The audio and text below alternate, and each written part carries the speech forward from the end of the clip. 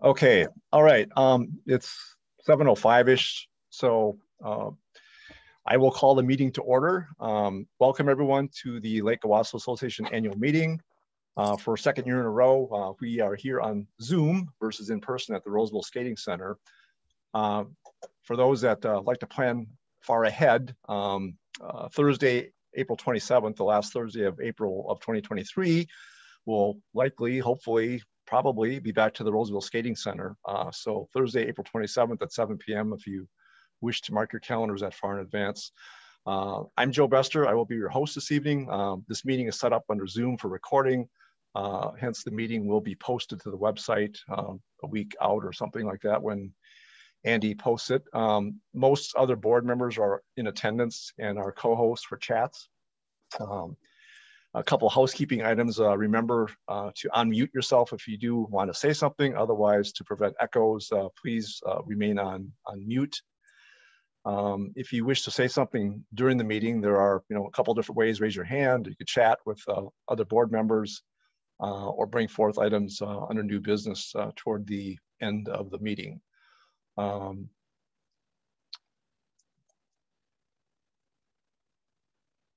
I laid out an outline here just to kind of give us some guidance through the meeting. I would anticipate maybe an hour, depending upon how much interaction there is, maybe an hour and 15 minutes. But looking at last year's meeting minutes, treasurer's report, a little review on zebra mussels from last fall, a couple comments about water level, the treatment program itself, a little bit on carp control, shoreline restoration, new business, and adjourn. So only note to make of here is that Judy Wood, our longtime board member and treasurer, stepped down last year, where Edward Roberts agreed to be the treasurer. We want to thank Judy for all of her volunteer efforts to the association over the years. No other changes to the board structure to report. So unless there is rejection, we will continue with the board makeup as is for another year. Feel free to reach out to board members via phone and text or use info@lakeowasso.org. We're getting more and more information that we're trying to post to the website so that it kind of becomes a destination place where you can expect to see something you might be interested in.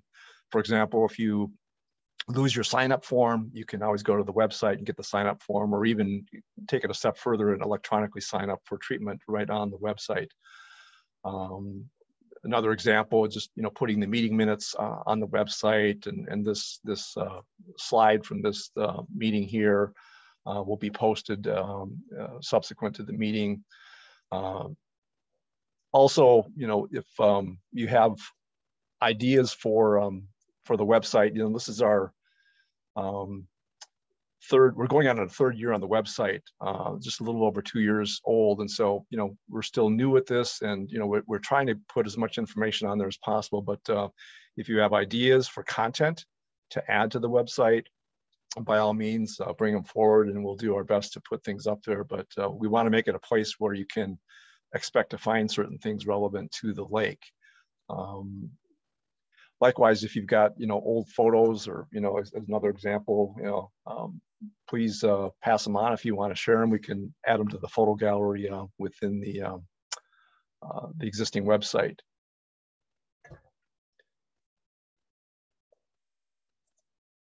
As an example, a horrible photo that's like a third generation, but, something from back in the, I don't know, early 20s or maybe even in the teens. I think there's a couple Model A's you'll see here. But anyway, if you got any old photos hanging out in a shoebox up in your attic, let us know if you want to have them posted on the website, and we'll do that. So last year, we, of course, met via Zoom. And so normally we would hand out meeting minutes at the meeting in person. But the meeting minutes have been posted on the website from over a year ago. With that in mind, is there a motion to approve last year's meeting minutes? So moved. I approve. Oh. Is there a second? Second. Any discussion? Steve Youngquist. If there's no objection, I will move that we accept the 2021 annual meeting minutes. And again, these meeting minutes from this will be posted eventually on the website. I've made note to myself for next year that when we do the reminder email for the annual meeting, we'll send a link to the previous year's meeting minutes. That way you'll have a chance to look through them real quickly if you wish before next year's meeting.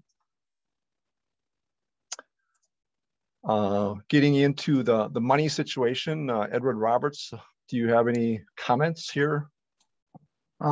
Just very in a summary form. One thing that you'll note is the contributions are increased from the prior year, 2021 over 2020. And part of that is due to the increased fee per foot for our aquatic plant management program, and also increased participation in the program. The expense of running the program was very much the same, but the one item I would like to highlight is the zebra mussel inspection cost that we undertook in November of last year.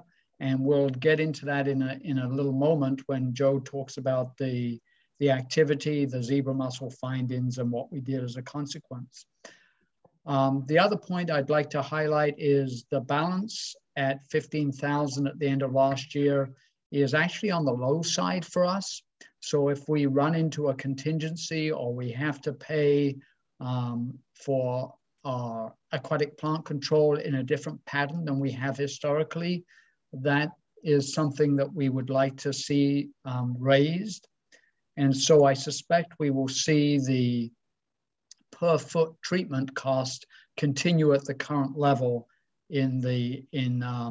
well, we are seeing it in 2022, but potentially in 2023 as well, as we try and maintain a balance to undertake the expenses of the association.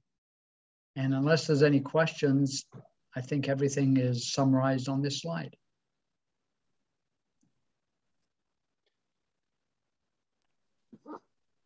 Any questions as per Edward's comments? I think it looks good. I'm gonna just for a second back up a slide here. I forgot to mention that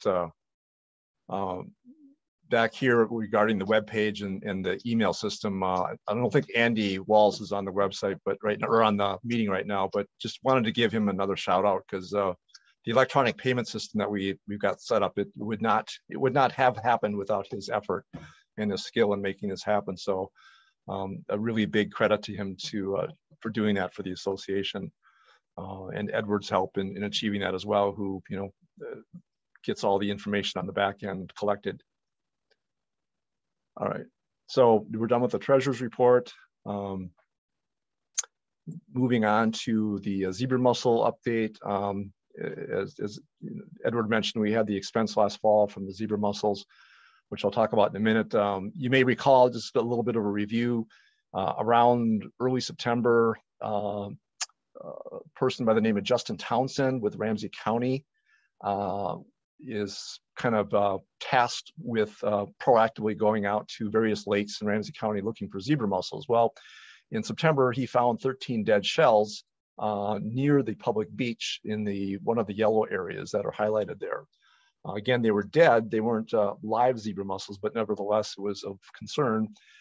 He corresponded with the DNR. The DNR came out roughly a week later and did a more thorough, detailed scuba dive where the red dot is located. They found a live zebra mussel. It's actually a very large zebra mussel, which has some potential to indicate that it may have been here for a long time to have gotten that big. Or it's also possible that it came to the lake alive, already a mature zebra mussel. But at any rate, it was the only live one that was found. Per suggestion from the DNR, was the idea to hire Steve McComas of Blue Water Science. You probably, or maybe have seen Steve McComas, also known as the Lake Detective, on the news. He's on the news once or twice a year, it seems like. But he came out here at the end of October for yet a more detailed survey with 2 other people. And he covered an area on the yellow line, basically along South Owasso Boulevard, Woodbridge, East Owasso Lane, over to the public beach. Also, good news, did not find any zebra mussels alive or dead. So a positive sign. And then he also ran what are called tests, a plankton tow test that is a way to, predict or just understand if there's more, larvae in the lake, potential for more reproduction of zebra mussels. It's not a bad idea to know what zebra mussels look like. If you do see some, if you haven't put your dock in yet, it's good to look on your posts, on your lift on your posts and whatnot. They do like to, they always attach to something. If you're out, wading in sandy bottom lake, you're not going to find zebra mussels on the sand. They just don't congregate there. But instead, on rocks, the bottom of a rock, if you find a rock that's in 2 feet of water and it's light enough to pick up, you might pick it up and look at the bottom side of it, and that's where you might find a zebra mussel, or again on a dock post, a lift post. But those are all things to kind of keep aware of it and keep an eye out for. Again, the test that they did came back negative. Justin Townsend actually did. They amplify it through PCR technique. But there was also another more detailed test that was done last fall, a DNA test. And a little bit frustrating, but we still don't have the results back from the DNA test yet. The test was done, but they're waiting at the University of Minnesota Genomics Lab for QA, QC completion before they release the data. I don't know that it's going to say anything much other than what we already know, but it's a more detailed test that if zebra mussels were in the lake, they leave a little fingerprint potentially. And so this DNA is a very sensitive test that would possibly know if there's zebra mussels in the lake without ever actually, contacting or finding a zebra mussel. So it's an important test that's done, but we're waiting on the results on that. And once we get more information on that, we will, like everything else we're trying to do, post it up onto the website so that you can stay on top of what might be out there. There isn't a lot, unfortunately. It's kind of a catch-22. There isn't a lot you can do necessarily. If you do find a lot of zebra mussels, the DNR is cautious about treatment. The most common treatment is copper sulfate. It does have drawbacks, however, of also not targeting very well, where big or fat minnows are killed from copper sulfate. So they're reluctant to go crazy with using copper sulfate on zebra mussels. A scenario where maybe the DNR would approve treatment would be, say, if they searched the whole lake and they didn't find any zebra mussels except for one isolated area. And maybe that would be a scenario where the DNR would allow for copper sulfate treatment in that area to prevent the further spread of zebra mussels. Any comments, questions about zebra mussels?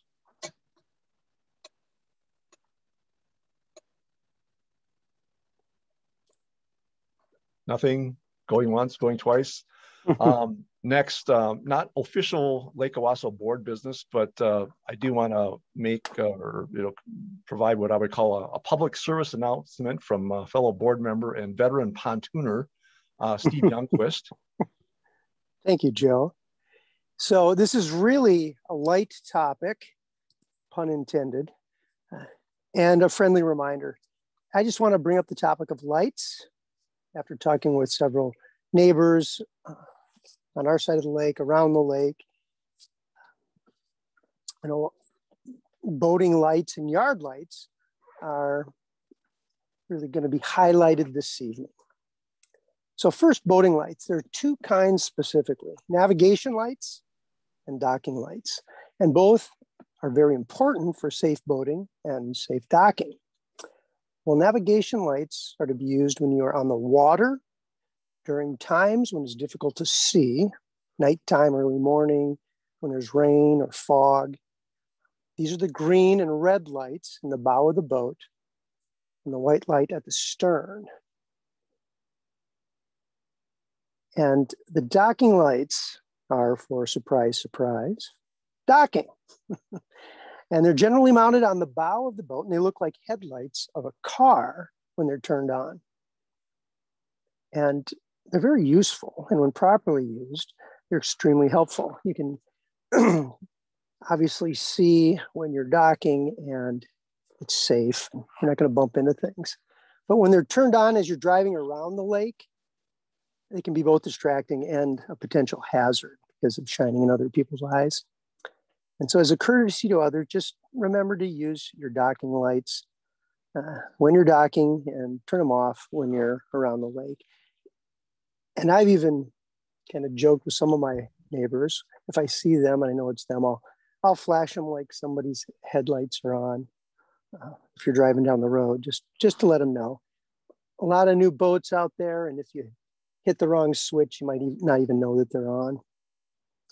And just a note about yard lights. We all use them. We all need them. However, as a courtesy to your neighbors across the lake, this is a shot from across the lake. Try to turn the lamps or bulbs downward rather than outward. And don't forget to turn them off after your guests leave or when you're finished in your yard. Well, Joe, I think that's enough light shed on the topic for now. If there's any questions or concerns, feel free to reach out to me or any of the board members.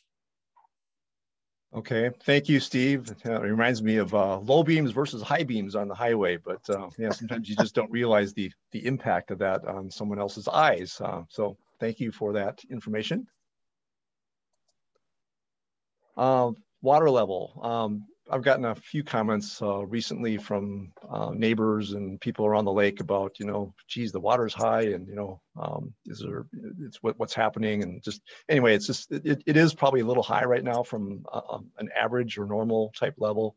A few weeks ago on the 16th, this is the platform that drains to Lake Wabasso. It's the one and only known absolute reference point I'm aware of on the lake. And so it's useful for measuring water level and being able to compare apples to apples across timeframes and across years. But on the 16th, it's 2 feet tall, the frame, and a foot of it exactly is out of the water and a foot is under the water. So I've seen it as high, the water as high as about 2 inches from the top of the frame. And I've seen it as low as probably about 8 inches below the bottom of the frame. So that's like something in the neighborhood of a 28-inch differential. Back in 2009 is an example where it was probably about 2 inches below the bottom of the frame for part of the year. But it is a little bit on the high side. There is water right now draining out of Owasso into Wabasso.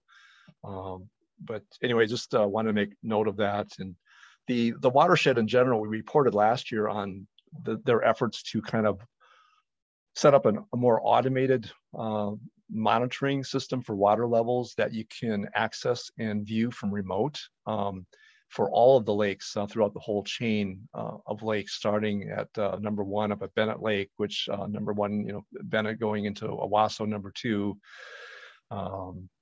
underneath North Owasso Boulevard to Wabasso, number 3, from Wabasso into Grass Lake, number 4, underneath 694, and then from Grass Lake, number 5,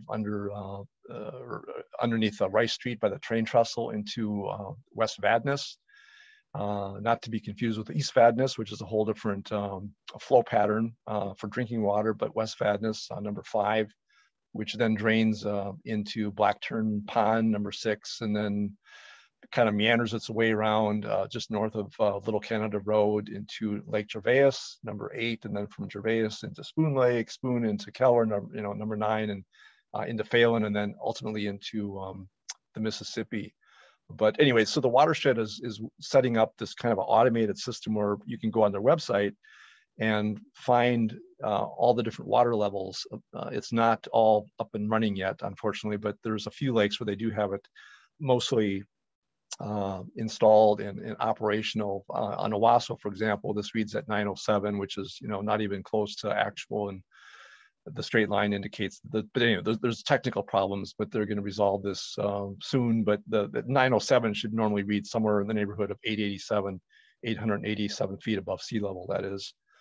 Wabasso, as an example, this is more realistic, more accurate, although the straight line part that you see indicates that they had some kind of a technical problem.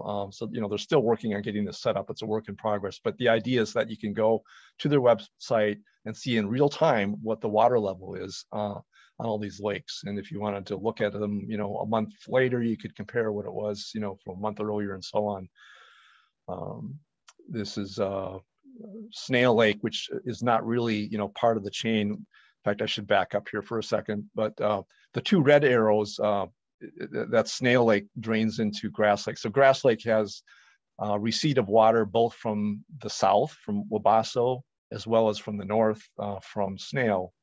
And so it becomes kind of a big, stocking ground, if you will, for excess water. Same thing with Lake Gervais, that there's a red arrow from Coleman. So you've got water draining into Gervais, both from the west, as well as from Coleman from the east. But anyway, back to the other lakes. So they've got Wabasso. That's somewhat accurate. I think this is West Vadnais. No, this is Snail. This is West Vadnais.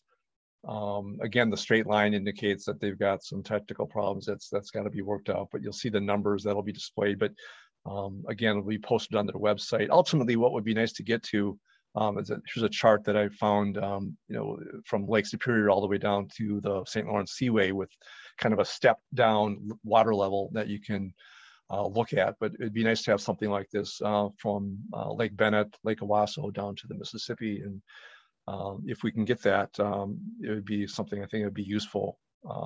Toward that end, I've been corresponding, enlisting the support of the watershed, the Ramsey Washington Metro Watershed District, where it's, believe it or not, nobody has all of this information about culvert heights between lakes in one place. But the watershed has offered to track down all this information for us. And, if we want to, put it on our website or whatever, we can at least collect it and have it written. But to me, it'd be interesting to see what are the culvert heights, as you step down. And most of these are fixed. There's 3 places that I'm aware of.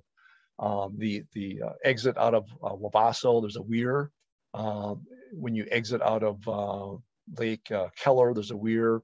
And out of Phelan at the bottom, there's a weir. But all 3 of these are adjustable. But all the other culverts that connect the lakes are all really fixed and, set as to what they are. And so, the water obviously has to get to the height of the bottom of the culvert before it starts running. And it's not something that you have control over. But anyway, maybe next year we'll report more information and have a chart and a graph that gives a little more detail. In the meanwhile, you can go to the Ramsey Metro website and look at different water level data. And I would think within a month or 2, you'll see some more accurate readings. By the end of the summer, hopefully it'll be mostly operational. Any questions on water level? Comments?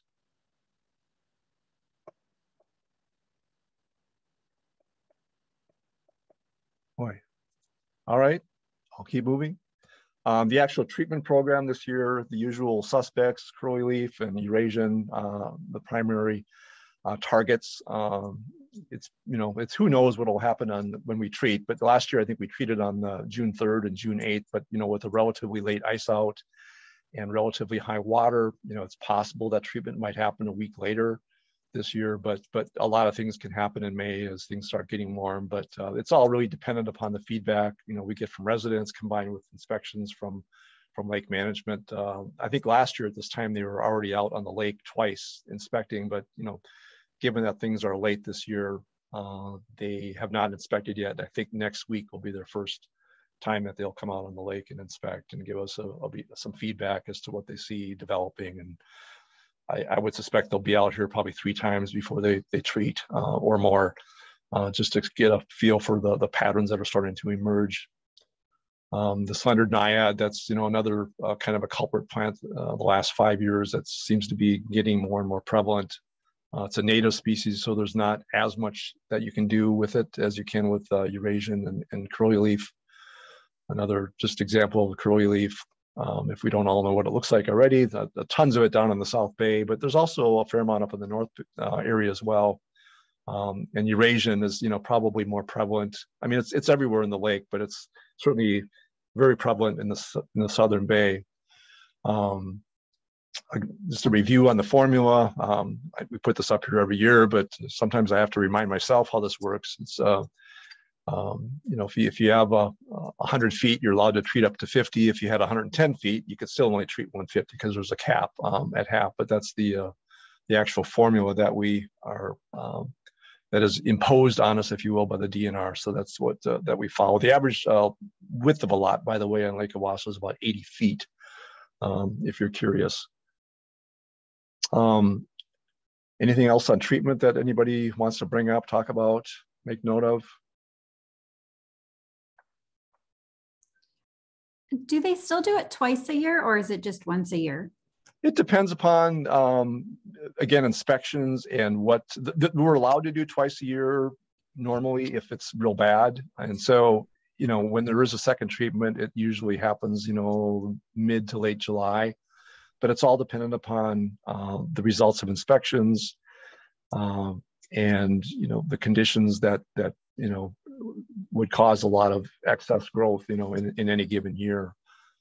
And that's also the biggest variable on our this year we had the excess cost to blue water science, but without that kind of a unnormal expense, that the amount of a second treatment varies a lot and has an impact on our ending reserve, financial reserve. And Joe, if I may just add to that, if there is a second treatment, sometimes it's not holistic. It's a spot treatment based upon an inspection and a DNR confirmation that we can go ahead and treat in that area. So although we have been permitted, we still do it judiciously based upon what's found and what's likely to happen through the remaining of the season. And on occasion, we have done a complete second treatment, but more typically it's a spot treatment based upon findings. Okay, good to know, thank you. And as an example, I'm on Horseshoe, and it's, we always get treated on the first treatment, but a lot of times on the second treatment, we're not included, and we don't really need to be. It's the growth patterns just, whereas if you go to some of the places on Hino or, way far west on West Owasso Boulevard, they have a lot more accumulation, that justifies a second treatment. Okay, thank you. Anything else? Yes, it just seems like a good opportunity to underscore the Treasury funds also fund offshore treatment in areas where the lake has a need to be significantly navigable. We do get DNR permission under our permit to do treatment in those offshore areas, and part of the Treasury funds fund that activity.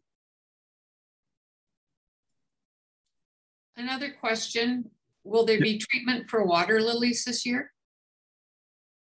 Water lilies are a protected species, and so whatever treatment you can do, it's something you have to work more directly with on the DNR. I mean, in the case of water lilies, also you can do a 15-foot channel to reach navigable water, but anything outside of that, it's kind of more of a DNR type question. Yeah, may I just ask who asked the question? Ginger Siebold on the east side of the lake. Ginger, thank you. Yeah, past. That's why I wondered. Yeah, thank you, Ginger. So as part of our umbrella permit for the association, we have worked with our contractor, Lake Management, to specifically ask for water lily treatment in those areas we know that are a nuisance and difficult for homeowners to navigate to open water. So we have done that on a property by property basis, and we continue to work with the DNR to get approval to do that every year.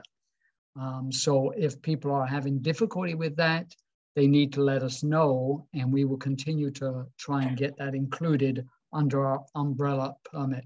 But we are restricted as to what we can do, as Joe had already mentioned. Okay, thank you, because that has been a recurring issue on this particular area. Yep, thank you. Thank you. Anything else on treatment?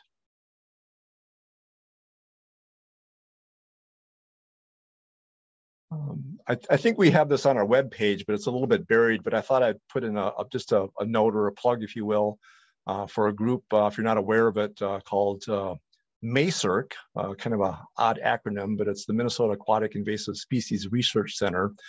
It's over, I think, on Buford on the St. Paul campus, but it's a very interesting lab, and unlike the DNR or the watershed, they're a pure research organization. So they have the luxury, if you will, of focusing solely on research and, don't get involved in regulations. But, if you have, kids or grandkids, it's that are budding, aspiring research scientists, I mean, it's a good thing to be aware of. They've got some really good educational tutorial, videos on their website, some webinars that are posted. You can go through what's called an Aquatic Invasive Species certification program. I've actually gone through the course myself, learned a lot. But kids can do it. Anybody can sign up for it and go through it. It's something I think you can do either online or in person. But as some of the actual research type things they do at this center, they've got, for example, this one's a little more far, reaching, a futuristic thing, but they're working with, genetically controlling the reproduction capability of carp. It's not an approved, method, but they've got all these tubs where they test and treat, and they publish papers, and, hopefully eventually it's something that will come down the pike and actually be an approved treatment. Something that's a little closer to potential approval is a virus that's actually a herpes virus that is used in Australia to control carp. And they're researching that, again, at the same lab over at the University of Minnesota. Mapping zebra mussels with sonar based on the texture of the bottom of a lake. It can be rougher with zebra mussels, and they can use sonar to kind of map that and get a better feel for the location of zebra mussels. But those are just a couple of examples of some of the research that they do at the site. But I would encourage anybody to go navigate around their website. They've got some very good information on the site, and we've got a link to it on the Lake Wassa webpage. But that's the site. You can find it online. This group is also the same group that's very affiliated with renowned local aquatic research scientist Peter Sorensen. If you ever had a chance to see some of his lectures, he's got some TED Talks and a lot of YouTubes, but he's out there with a lot of information that you can find publicly. But I've been to a couple of his webinars and looked at some of his presentations over the years, and it's something that's I find very interesting. But I would encourage anybody to go to the website and check it out. You might find some interesting information on the site. I don't remember if it was a presentation by Peter Sorensen or some other webinar that I looked at, but they were the presenter was stressing just how young Minnesota, the landscape of Minnesota is. We've all learned about how the glaciers were 10, 14,000 years ago when they receded, and so as a landscape, Minnesota is very, very young. In this webinar that I participated in was really stressing just how young Minnesota is. But by contrast, anyone that's been to the Hawaiian Islands would know that the Big Island, much older than 14,000 years, but still on a geographic time scale, very, very young, 400 to 600,000 years old. Whereas if you go northwest up to Kauai and Niihau, those islands are in the vicinity of 5.1 million years old. Taking it a step further, the Rocky Mountains, 60 years old, but still young when you compare it to the Appalachians, 600 million years old. But when you kind of bring it back to Minnesota, it kind of underscores just how young our landscape is here and how precious our lakes are. It kind of speaks to the unique resources we have here in the land of 10,000 lakes. Anyway, on to carp update. This is information that's very available. I pulled it off the, again, the Ramsey Washington Metro Watershed webpage. They're down below 100 pounds per acre as they measure the carp, both in Owasso and Wabasso.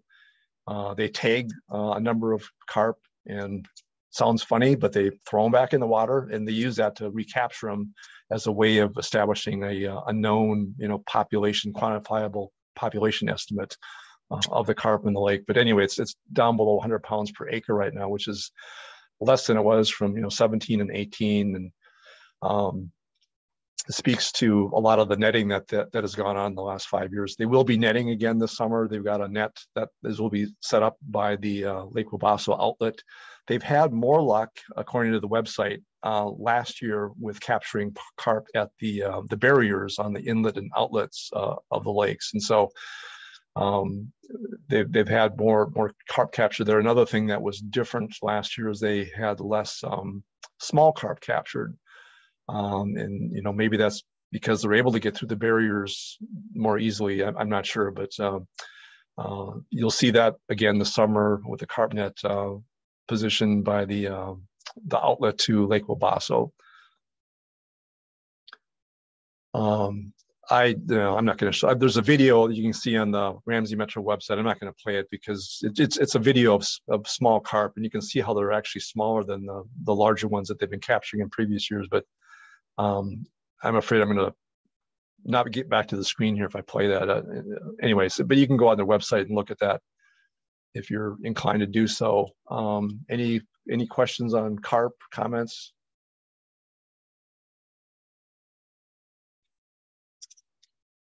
Nothing.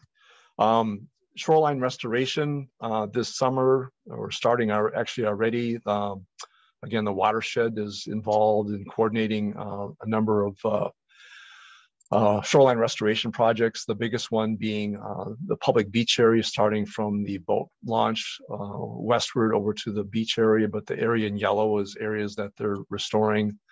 In addition to that, there's 10 properties scattered across East Owasso Lane, Woodbridge, and Horseshoe Drive that will also be completed this summer. But going forward in 2023, 2024, they're looking at different geographic chunks around the lake, if you will, the watershed. And you can, go online and apply for these if you want to look at the idea of having your shoreline restored.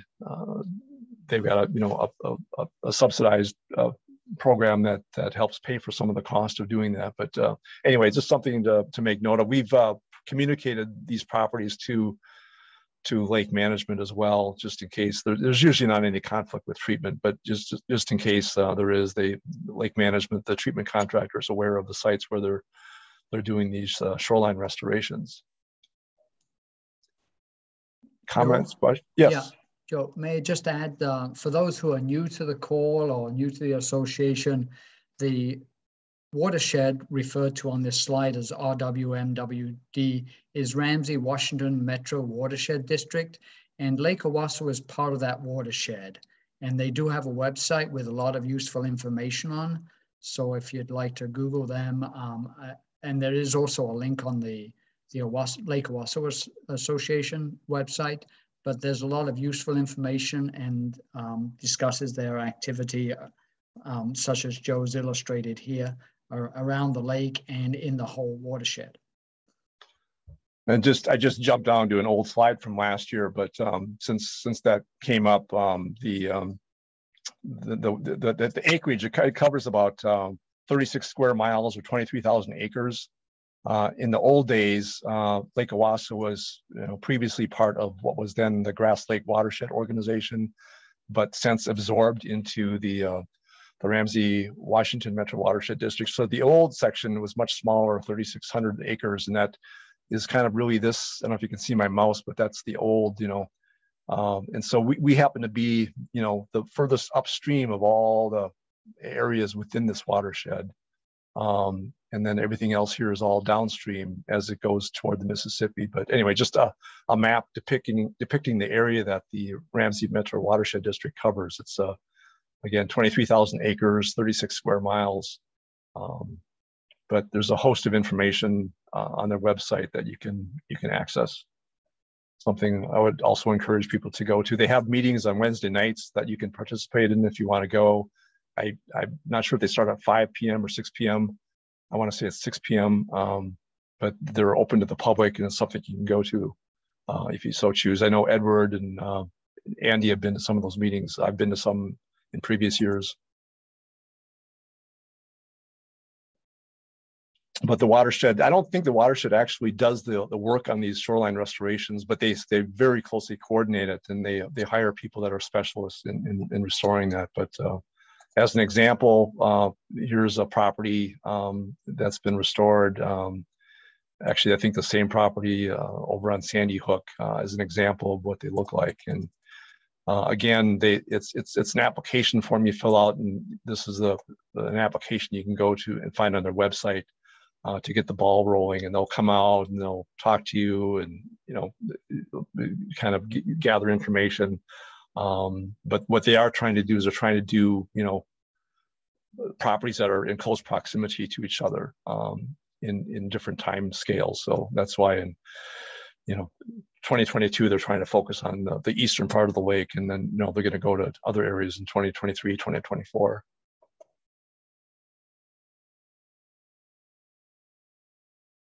Any comments, questions on shoreline restoration?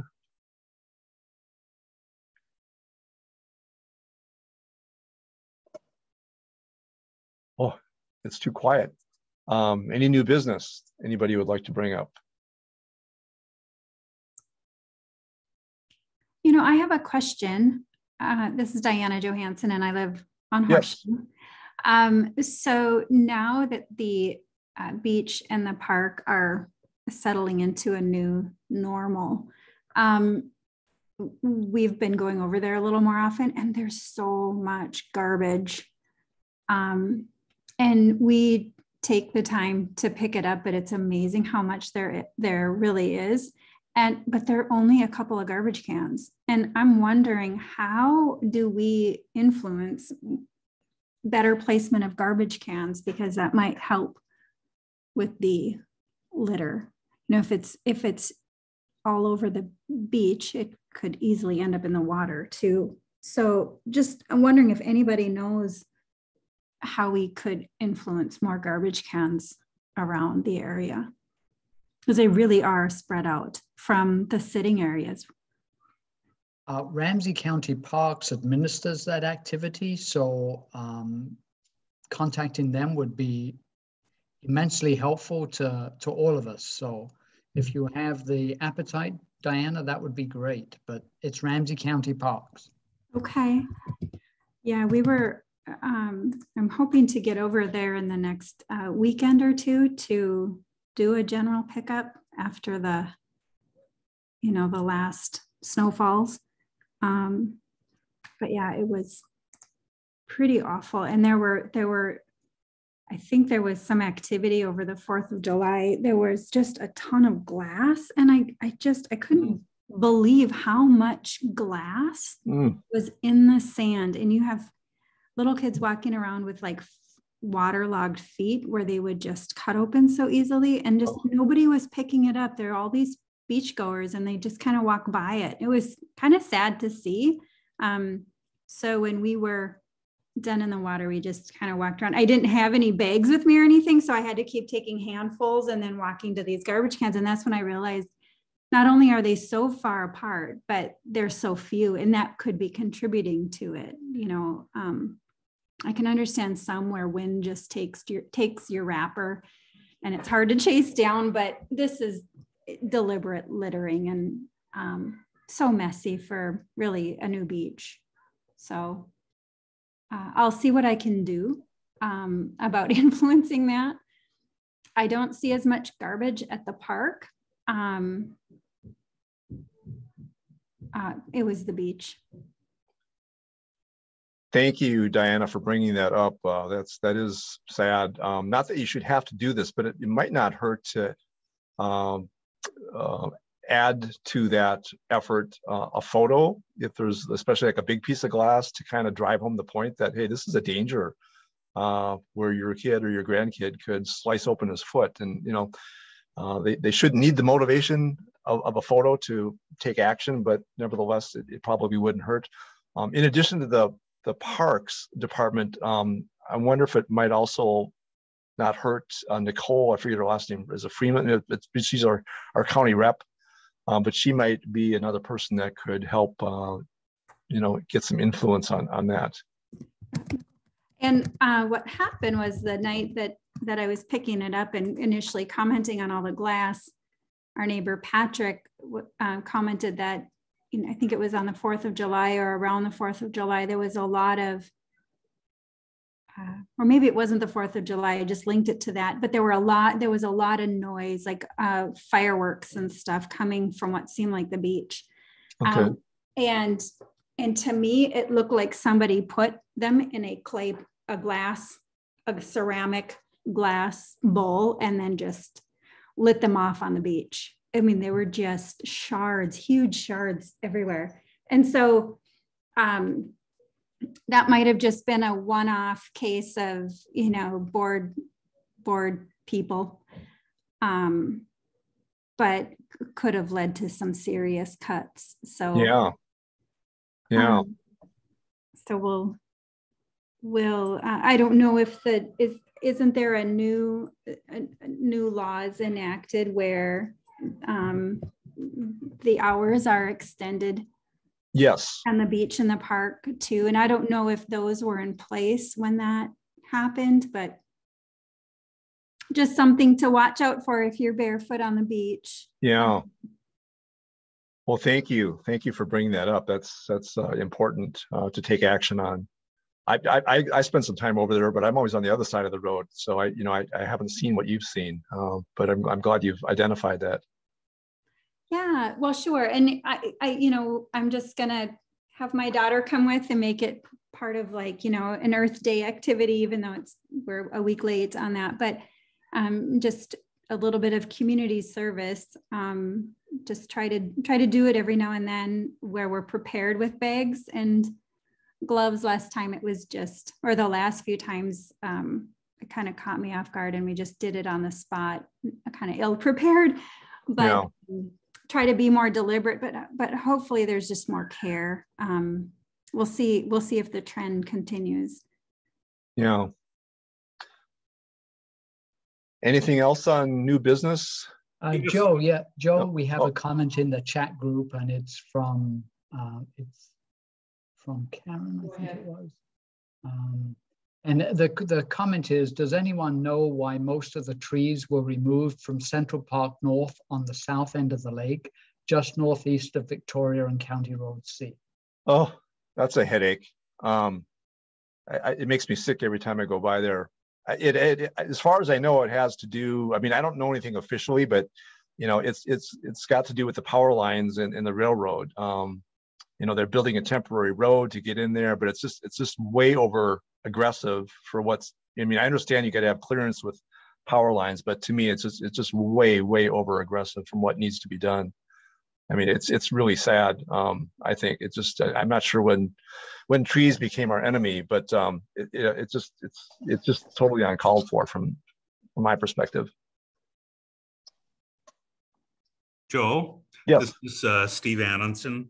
Yes. Is there any update on the proposed residential development in the southwest part of the lake, or the community dock up by where you are? Yeah, I think Andy Walls is the best person. I don't know if he was going to be late for the meeting. I'm not sure he's here. I'm really not up to speed on that. I mean, the Roseville city webpage, Andy Walls and Edward Roberts would be the three sources I would point you to get the latest, greatest. But, you know, I think that things are moving in a direction that, you know, it's going to be developed. It's changed a little bit where the lot shapes, you know, were adjusted to be a little more environmentally friendly. But as far as I know, the project is going to go forward. But more details, I talked to Andy or the city of Roseville or Edward. Yeah, I would just echo those same comments, Steve, that Joe just made. The development's going to go ahead. It's been reconfigured to be more compliant with some of the inputs from the watershed and from the council, but it's still going to move forward.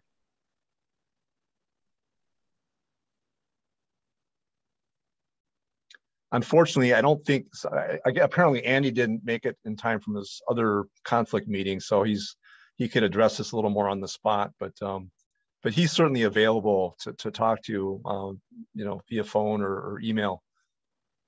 Which just does bring up another point, just to share with the association members. There is another activity going on Victoria. Victoria Street is investigating a different approach to putting trails alongside the road. And right now it held an open house. Ramsey County held an open house on, I think it was the 7th of April, and they're looking for input for the Victoria Street trail design. And I think the due date is early May, but you can find their webpage through the association's website. There's a link to it. And if you have any thoughts or comments to provide as input to their design, that would be appreciated by Ramsey County. This is distinct and separate from the development that Steve Arneson just brought up. And thank you, Edward. I don't have to bring this up as new business. So it's actually May 13th, but even though it's the city of Roseville, you go to the county to make comments. So this is the webpage you can retrieve to make comments on this trail. And then we've also got it posted on our Lake Owasso Association.org webpage as well. But for real comments, you would go to the Ramsey County page. Joe? Yes. Bob Siebold on Highland Drive here. Yes. I know a number of us already participate in the Adopt a Drain program. Yes. To keep the sewer drains free of leaves and twigs and other vegetative debris. And I certainly just want to encourage as many people as possible to get involved with that. The more we can keep those drains clean, the cleaner the lake's going to be. Yep. Good point. Thank you for bringing that up. Also something we've got posted on the website. If you dig around the lakeowasso.org website, we've got some links and information on the Adopt a Drain program.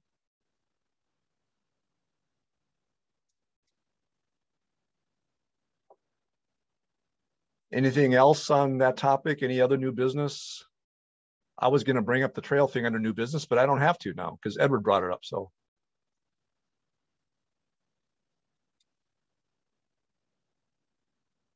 Other comments, new business?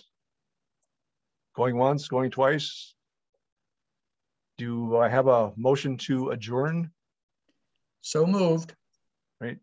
Thank you all. Thanks for attending. And again, we're going to post all this information up on the website, both the recording, the actual slides, and meeting minutes. It might take a week, might take 2 weeks. I don't know, but we'll have it up on the website in short order here. Thank you all.